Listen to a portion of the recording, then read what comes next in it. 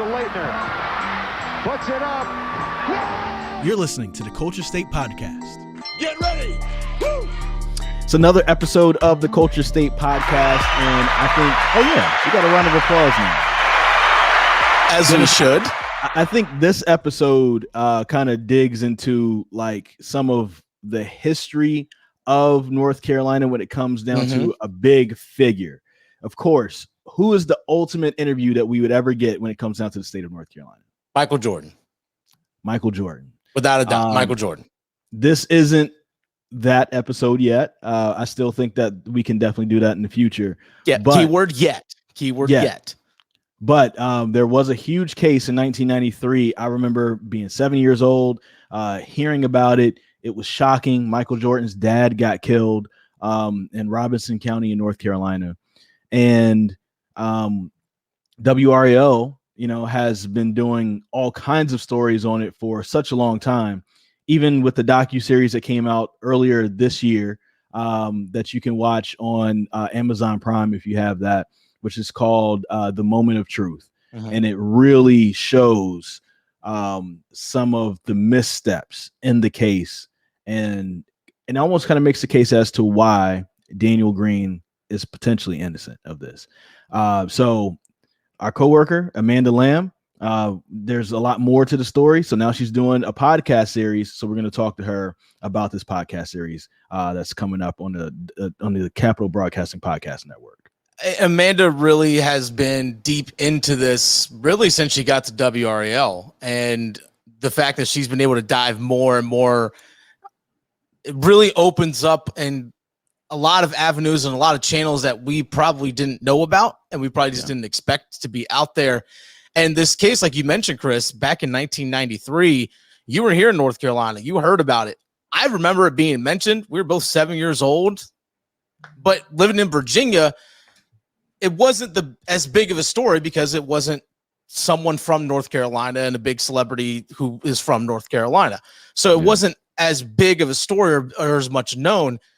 But also that was a day and age where we didn't have the social media and the fast news cycle that we have nowadays, where it's just constant update. You had to read about it in the newspaper. Or if you didn't see it on the news, then guess what? You didn't know about it. Right. So things were so far different back then than what they are now in terms of covering something like this. And, and there's so many different backdrops to the story. There's the fact that, a celebrity's father got killed in the state that he's from, right after he won his third championship with the Chicago Bulls. Then you have the fact that, you have a county in Robinson County that has a history of different instances of racism and all that coming out from that county. And then you just have, just a time period where things were just like this were ripe to happen as far as, the disparities and how this case was brought about. And so it was kind of almost like a perfect storm. And I just remember, I felt like, you heard about this literally every day from where I was at in Greensboro on the news. My parents were talking about this every day. When I would go get my haircut with my dad at the barbershop, the barbers were talking about it. And it was just one of those, it was probably the first story before the whole O.J. Simpson thing happened that I remember people talking about a news story that much. It was amazing to hear about it. And you mentioned about the history of Robinson County. Also, Amanda mentions about how there was also a case of corruption in that same law enforcement agency that ended up convicting these guys. So there's so many layers to this conversation. And when you mentioned the O.J. Simpson case, that's probably the earliest one that I remember growing up, or hearing it and seeing on the news every single day, the O.J. Simpson trial and everything. So that just kind of shows you the impact that not only does Michael Jordan and his family have here in the state of North Carolina, because like I said, in Virginia, we didn't get the everyday conversations regarding this case. Heard about it. That's really about it. And now we can get more in depth. There's Follow the Truth, and there's also Moment of Truth, the docuseries. But let's talk to Amanda Lamb more about Follow the Truth. which is the new podcast series being put out by Capital Broadcasting Company, which, it's a really good company, if I were to say so. And you can hear Amanda Lamb after this. All right, here's one of the cool things about working at WRAL. There's so many different things that we do. There's documentaries. There's now podcasts. This is one of them. But then there's going to be another podcast, which is going to be a follow-up to one of the documentaries that we've done. And I really love this docu-series. It's called Moment of Truth. And Amanda Lamb, who's one of my coworkers at WRAL, who I think I've seen her maybe one time in person. Hopefully, we'll get a chance to see each other more. She's going to be the host of the new podcast, which is called Follow the Truth. I'm sure if you're from North Carolina, you're very much so familiar with the story of Michael Jordan's dad being killed in 1993. I was 7 years old when it happened. And I remember my dad talking about it a lot. And it was just one of those stories that just always followed me. This story, the docuseries, this podcast, is following the truths of what actually happened behind it. And the host of it is my coworker here, Amanda Lamb. Thank you for joining us today. Thank you for having me. I appreciate it. Did you just get to WRAL when this story broke, when this actual story actually happened? I did. I came in 1994. And of course, I was a pretty young green reporter at that time with about 5 years under my belt. So I didn't get a chance to cover this case as it unfolded. Of course, I knew about it like everyone did here in North Carolina. And also if you're in a newsroom that's covering it. But I didn't really start covering it until about 2010 for WRAL, when we had a situation where the case kind of came back into the spotlight, came back into court because one of the defendants was on a list of people where the blood evidence had been messed up by the state. And so that's kind of where I jumped in at that time. I had met him actually through a freelance crew that I had been working with on another project. And then we just struck up a relationship. We started writing letters. We started talking on the phone. We now talk on the phone a lot. And I started listening to Daniel Green's story. And so that's kind of the basis for the podcast, which is reinvestigating this case and talking about a lot of things that people might not know, and really delving into Daniel's story. Now, for those who don't know Amanda, let's kind of recap the situation, because I'm not originally from North Carolina, so I didn't grow up hearing the story like Chris was. We're the exact same age. So Michael Jordan's father was off the side of the road on US Highway 74 just south of Lumberton, correct?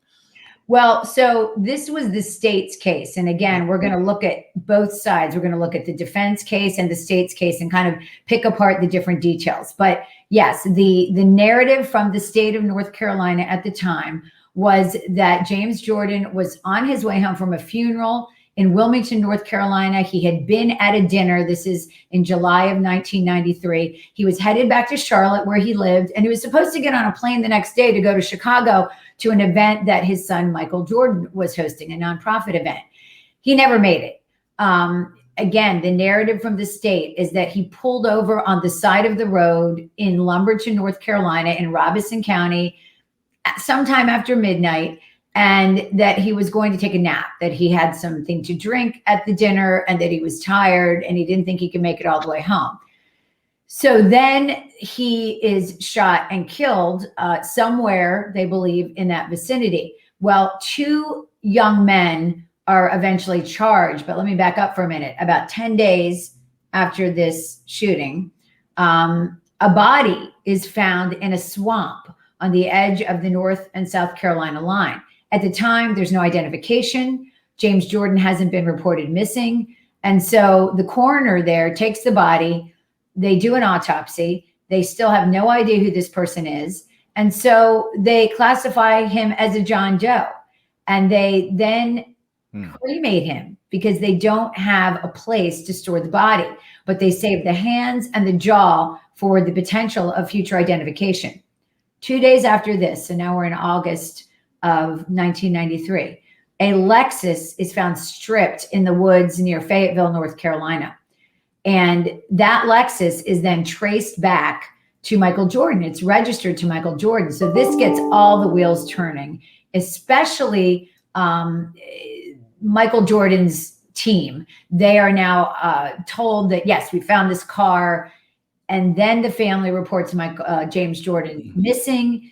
And then shortly after that, the coroner in South Carolina sees these news reports and puts two and two together. And they end up taking the jaw and the hands, and they're able to match fingerprints and dental records with James Jordan. So that's kind of how it all came together in about a 3-week period. So very quickly, it's learned that these two teenagers from Robeson County were in the car. They were driving the car. They were seen in the car. They were also seen with some of the items that were in that car, some of the jewelry that belonged to James Jordan, given to him by his son, Michael Jordan. So right away, the cops are like, well, these are obviously the guys. It's a Native American and an African-American young man, and they are both people who have been in trouble before. They are from poverty. They're from, difficult backgrounds. And so right away, they arrest these two. Well, they take them into custody, and then they start pitting them against each other in an interrogation. And you may have heard this expression before, first to talk, first to walk. They're 18 years old. They're being told they're going to get the death penalty. It's kind of the perfect storm. You're in a small town in 1993 in the rural South, and you have two minority teenagers from the, quote, wrong side of the tracks. And you're basically telling them, if you don't rat him out, you're going to get the death penalty. And so what ends up happening is one of the defendants, Larry Demery, turns against his very best friend, Daniel Green. And Daniel Green has admitted to disposing of the body, but says he did not kill anyone. He did not pull the trigger. He was not there. And he's maintained his innocence now for 28 years. So we've gone back, as you can imagine, WRAL has deep and exclusive archives of this case. I mean, we've been covering it since 1993. So I've gone back through all of the reporting that my colleagues have done, and then we've updated it with what's happened since that time. I loved watching Moment of Truth. It was something that, I told a lot of my friends and family about, and, just say like, you have to watch this, because it really did put made a lot of things clear for me and for those people as well. But now the podcast, I know it's going to be a 10-part podcast, to actually add a podcast on top of a docuseries, what new information is coming out? I know you can't say too much, but what roads are we going to go down that, we didn't get a chance to explore from the docuseries? Sure. I mean, one of the things that we've talked about is this is kind of the rest of the story, if you will. We're going to bring you up to date, modern day, what's happened with Daniel's case in the court system. And we have some pretty amazing revelations about what Larry Demery has said to several people, including a reporter at the time, including to Daniel's attorney. Mm-hmm. And in addition to that, we have very personal interviews. I think where the Moment of Truth is a big picture story. We in a podcast are able to kind of go down some meandering paths, if you will, some rabbit holes. And that's the great thing about the genre, right? Is that we can explore all this. And so it's really character driven. You're going to get to know some of these characters behind the scenes. You're going to get to know Daniel Green in a way that really could only be told by someone who knows Daniel Green, which, we've been talking for 10 years. And I feel like I know Daniel pretty well by now. And he's a complicated guy. He's self-taught. He's learned about the law in prison. He knows every detail of his case. He's had many lawyers over the years. And in this podcast, we talk about his most recent lawyer. He got the contact with the North Carolina Center on Actual Innocence. And so they took his case. They've gotten 9 people off of death row or out of life sentences based on, new evidence that they've been able to find. And a lot of evidence in a lot of these cases involves DNA because, the DNA technology wasn't great back then. But in this case, I think that in many ways, we're looking at a rush to judgment. I mean, if you think about this situation, again, being the perfect storm, you've got a celebrity's father murdered in a small town in rural North Carolina. I mean, they've got to solve this case, right? They've got to get this off their plate. And so, a lot of things went wrong. And one of the things our team really believes, the team that worked on this, the producers and writers and everybody and the editors, is that this case needs another look. It needs another day in court. I think probably for me, the episode that touched me the most and that I really enjoyed putting together was speaking with Daniel's family. And they have spoken a little bit over the years, but never sat down and done a full interview. And what's really interesting to me in murder cases is that you have the victim's family, and they are obviously victims as well. But the defendant's family are victims too, because they're losing somebody. They're losing their loved one to prison. So it's kind of the ripple effect of a murder case, is that it affects so many people in concentric circles. It just kind of goes out and touches so many lives. And in this case, we speak to his mother, who's had some pretty severe health issues. And she said, the day they took her son into custody, she took a deep breath in. And 28 later, she's still waiting to exhale because she hasn't had the chance to hug her son, to have him walk through the door. And that's what she really wants. And we also talked to his sister, who is little sister, who, Daniel is everything to her and her protector. And what's really interesting is that they have, she has a bunch of children, 6 kids, and he's an actual uncle. I mean, he calls from prison. They talk on the phone. She said in many ways, he's a better uncle than if he were just down the road. So a lot of really personal elements, I think, to this, that people who are interested in the story and people who knew nothing about the story. We set it up for you. We tee it up in the first episode so you can really understand the story before we get into all of these tangents. And I think for a little bit of context that we didn't do at the beginning is when you talked about, like, this is a huge celebrity's father. Michael Jordan him and the Chicago Bulls just won their 3rd straight, title in 1993. Right before this happened, Michael Jordan was on top of the world. That was the best basketball player in the world to me, because for 3 straight years, which was, about half of my life at that point, he's the guy at the end holding up the championship. And, he just couldn't get any bigger than that. And then for that to happen, a lot of people feel like it has a lot to do with him, retiring, right, like he did then. And, just the whole comeback and everything like that because of his dad. And so there's so many things to wonder from a sports perspective. What if this didn't happen? Right. But then, it's interesting, Chris, because I'm not a sports fan. Yeah. So I knew nothing about Michael Jordan. I mean, like, zero. And so I did a lot of research for this podcast. And what we learned was that, his dad from the very beginning was so important in shaping his career. He was always there. He was always taking his sons to sports practices and camps and trying to get them involved and interested in sports. And he was so proud of his son. And so this was absolutely, a devastating blow to him. As you said, he retired in October of that year, right afterwards, saying he was glad his dad had seen him play his last game. And so, it's just, it is part of the bigger picture here, because, the Jordans were very private people. And after this happened, they didn't want to be around the media circus. Understandably, that was the trial. One of his brothers, Larry did come to the trial. But other than that, Michael Jordan did not come. James Jordan's wife, Dolores, did not come. And that was because they kind of knew that if they came, they were going to usurp all of the attention from what was happening in that courtroom. The prosecutor in the case at the time did meet with Michael Jordan in Charlotte after a lot of, and we talk about this in the podcast. It's actually a pretty interesting story. A lot of rigmarole to get that meeting with Michael Jordan, and they were able to stipulate to some things, and he ended up not having to testify. But it is the celebrity of this case is kind of the backdrop for the whole thing.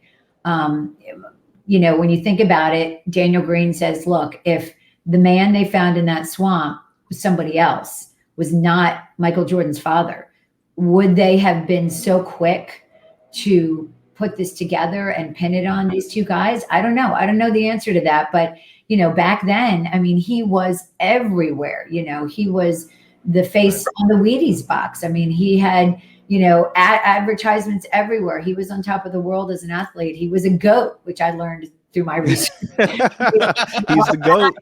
But, and so you can understand the pressure to solve this case and to do it really fast. And sometimes when you do things like that, you miss steps and things go wrong. Did you guys try to contact the Jordan family? I mean, I know if they didn't want to be a part of the whole thing back, 28 years ago, I'm sure they didn't want to be a part of things now. But, I'm wondering if anybody in the family has seen the documentary or docuseries, I should say. And then, maybe if they even knew about this podcast coming out. Oh, well, we definitely tried to contact them. And we did contact them, and we're told that they did not want to comment. I did talk to one person in the family who later decided they did not want to be part of the podcast. And obviously, nobody has to do anything they don't want to do when it comes to talking to the media.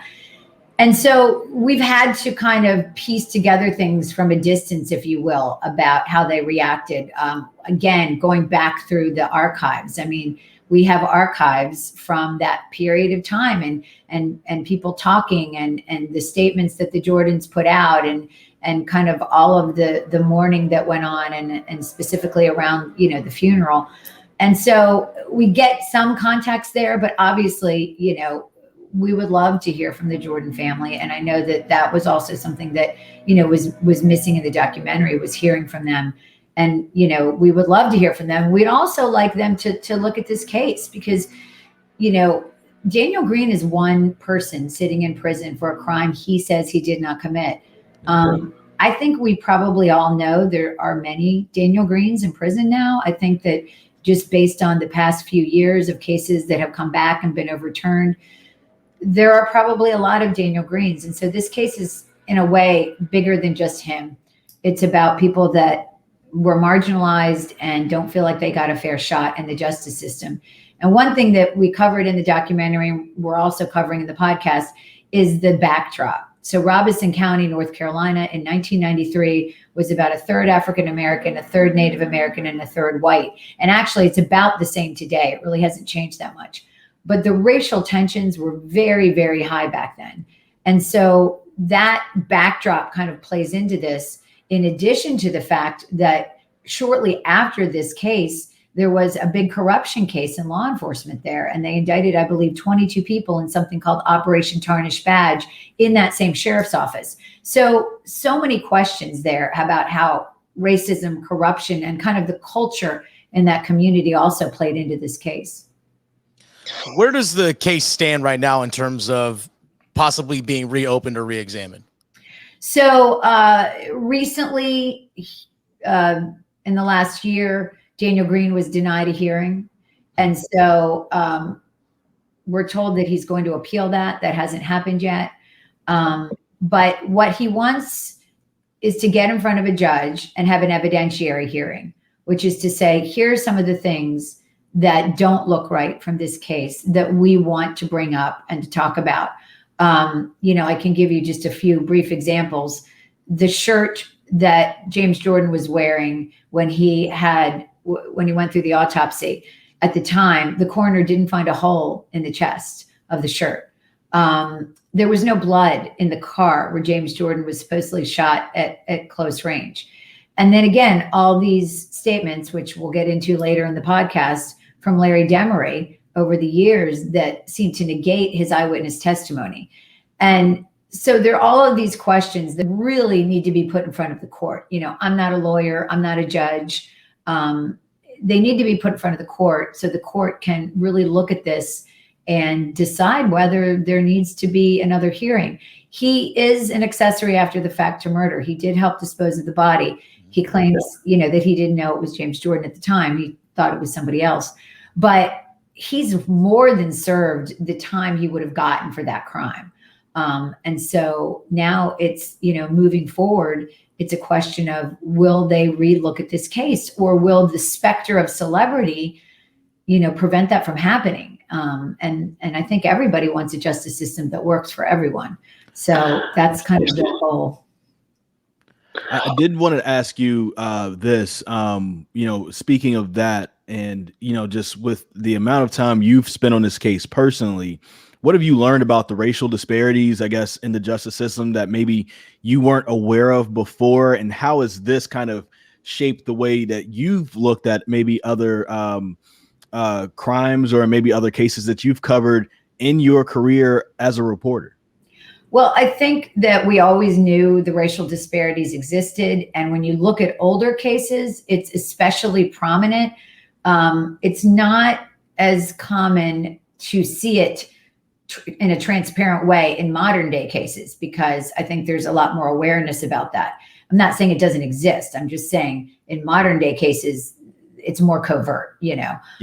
But back then, I mean, people said what they said. There's a journalist that we interviewed, and he was working for Vanity Fair at the time out of New York. And he interviewed the sheriff, Hubert Stone, who was in charge of the investigation for a brief time, his department.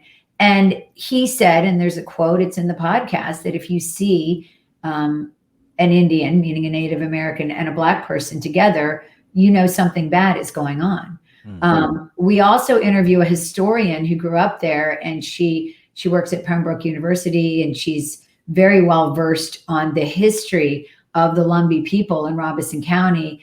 And I mean, she talks about things growing up. If she was in a car with a Black person, that they would automatically get stopped by the police.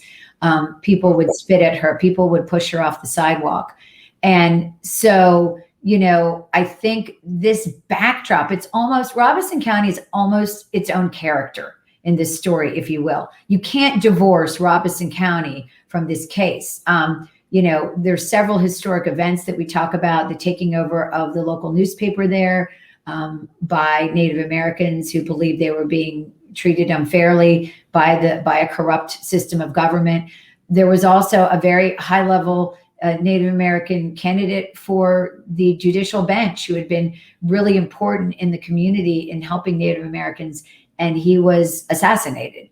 And so, all of these things kind of play into the rising tension there at that time, and how that, influenced that culture, if you will, influenced the way people thought about this case. And these two young men, and they just said, oh, well, of course they did it, without maybe as much an examination as should have been. And I hope that today that would be different. That's a little Pollyanna probably. But, I do look at old cases with a different lens because of this and other cases that I've covered. Well, I thank you for your time. This is something, I know that the podcast is already out. The first couple episodes are already out. And I wanted to hold off until we had our conversation with you, and then have listen from a different kind of, I guess, viewpoint just from there. Once I got a chance to do it, and the docuseries is very much so well done. I know that this podcast series will be even better, and I'm interested to hear it, and I'm interested in seeing what happens with Daniel Green and Larry Demery over the course of time, because they are definitely in some way, I don't know if you'd classify it like this as well, but with the pressure that was put on Larry Demery, he's kind of also a little bit of a victim in this case as well. When you're that young and that type of pressure is being put on you, and you end up maybe fabricating your story just a little bit. So I'm interested in hearing everything. I appreciate your work. And I'm excited to see where everything goes with this. Thank you so much. And we're dropping an episode every Thursday. So we have 2 out right now, and just keep listening. Every Thursday, you'll get a new episode. Of course, we tell you guys to give us a 5-star. Make sure you give that a 5-star. All the podcast platforms that you can find Culture State on, you can find Follow the Truth as well. Amanda Lamb, thank you so much for joining us. This is great. Thanks, guys. We want to thank Amanda Lamb for her time joining us today. Man, it's just crazy to I think from the standpoint of a reporter, of a journalist, you do want to have that story that you can really sink your teeth into, that you can really, really dig deep and know all the ins and outs about that particular case, because that's when you can work best, when you have to do all these different things at once. Oh yeah. It's kind of tough. This is a big case, and Amanda has done an amazing job working on this the entire time. And man, it's going to be really exciting to hear this podcast. The docuseries was already really good, so I'm excited to see where this story goes. And I think the best part about it is that she's so invested into it, and she knows the case front to back. And you can tell that just by evidence of just the short conversation that we had with her, that she's like, oh, okay, I can go layers upon layers of detail. She understands it far better than you and I do, Chris. So I highly recommend everyone out there listening to this, go listen to that podcast, because you're going to learn a lot, not only again about the case itself, but some of the history of North Carolina and particularly in that region of the state. I kind of always wondered, if this never happened, what's the difference in Michael Jordan's career trajectory? You know, we talked about how his dad was his everything. He absolutely loved his dad. I love seeing the pictures and the videos of him and his dad hugging and just being there next to each other after he's won championships. And you can tell that it really meant a lot to have him there. So what if this never happens and his dad does get back to Charlotte, does get on that plane to Chicago, and does say, Mike, I think you guys can get a 4th in a row. Like you can really do this. Mike, I think you can get 5 in a row. Mike, I think you can get 6 in a row. Mike, I think you can get 9 in a row. You know, like who knows where this would have gone for, you know, his potential, his, you know, personal career. Maybe there's never the baseball thing that happens. You know, maybe there's never Michael Jordan number 45 because he's always 23. You know, those are things that I personally think about a lot. Yeah. And also, would he have continued to play that long? Maybe after 94, 95, after those 2 seasons, maybe he decides, you know what, I'm good. You know, again, he's still at the top of the game. Who knows? Who knows what his career would have been like? Maybe we never got the first Space Jam movie, because that was actually a part of the premise of the movie, is him coming back to basketball. Maybe we never got that first Space Jam movie. I don't know. Who knows? That's the what if game that is just it. There's the, I guess, the quote unquote the butterfly effect, is that, well, what if this happens, then this happens? Well, then this just it's an infinite number of possibilities what could have happened if this unfortunate tragedy didn't happen. Yeah, absolutely. I know this podcast will definitely answer a lot of questions, probably will make a lot more questions come up. But that is the mark of good journalism. This is one of the things that makes me proud to work for Capital Broadcasting Company, because likewise, you know, it's this isn't a story that you report, it goes away for 28 years. Like, no, this is still something that is still happening. There's still real life consequences for this. There's still Daniel Green, who says that he's innocent, who's still in prison for this crime. And, you know, and that there's a whole family that's impacted by that as well, throughout, you know, him being in prison. So, man, I'm really interested to see how everything really does play out. This is something that's definitely worth following. And I feel like this docuseries, if you can go watch the docuseries, then come back to the podcast, I think you will really have a great understanding and a foundation of what's really going on with it. Follow it. Follow the truth. Leave it a 5-star review, much like you leave us that nice, thick 5-star rating, and give us that wonderful one review. Chris, give him a follow at Chris Lee TV, LEA, of course. The Fan Rookie. That's for me. Dennis. That's him. Instagram and Twitter. We'll see you guys next week right here on the Culture State Podcast. The Culture State Podcast, part of the Capital Broadcasting Podcast Network, with new shows coming out every Wednesday. Download and subscribe from wherever you get your podcasts, including the WRAL Sports Fan app.